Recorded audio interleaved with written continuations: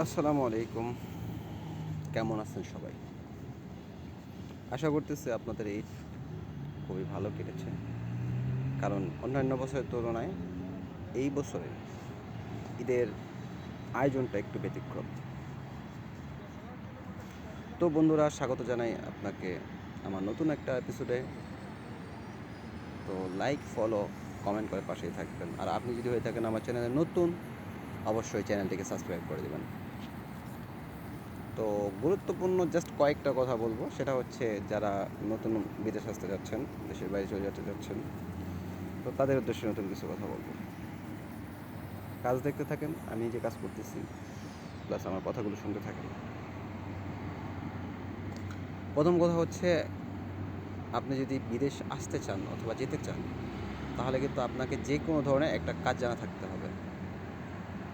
আপনি যদি যে কোনো একটা কাজ জানা থাকে, তাহলে অবশ্যই আপনি বিদেশে এসে আপনার কষ্ট করতে হবে না। আপনার কাজের অভাব হবে না, কাজের জন্য কষ্ট হবে না। আর আপনি যদি হয়ে থাকেন অজ্ঞ, তাহলে তো আপনার কষ্টের কোনো শেষ নেই। স্কিল ওয়ার্কারের ডিমান্ড বিশ্বের সব জায়গায়। স্কিল ওয়ার্কারের ডিমান্ড বিশ্বের সব জায়গায়। আর আমরা বাংলাদেশিরা সেটা হচ্ছে মানে জানি একটু, বলে দিই অনেক। ভাই, আমি 6 বছর যাবৎ বিদেশে আছি। এই 6 বছরের অভিজ্ঞতাকে বলছি।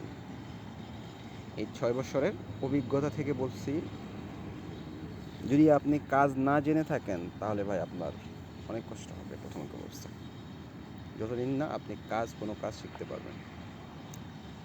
গালফের ভিতরে হচ্ছে আপনার ডিমান্ড সবচাইতে বেশি কনস্ট্রাকশন সাইটে। আপনি চাইলে কনস্ট্রাকশন সাইটের যে কোনো কাজ, প্রিন্টিং, তারপরে মেশন, তারপরে হচ্ছে প্লাস্টার, এনিথিং, যে কোনো কাজ, কার্পেন্টার, প্লাম্বার, ইলেকট্রিশিয়ান, আপনি যে কোনো কাজ, যে কোনো একটা কাজ শিখে তারপরে বিদেশের উদ্দেশ্যে রওনা দেন, ভাই আপনার কাজের অভাব পড়বে না। কাদের কাজ থাকে না জানেন? যারা কোনো কাজ জানে না তাদের কাজ থাকে না। আর যারা কাজ জানে তাদের কাজের অভাব হয় না।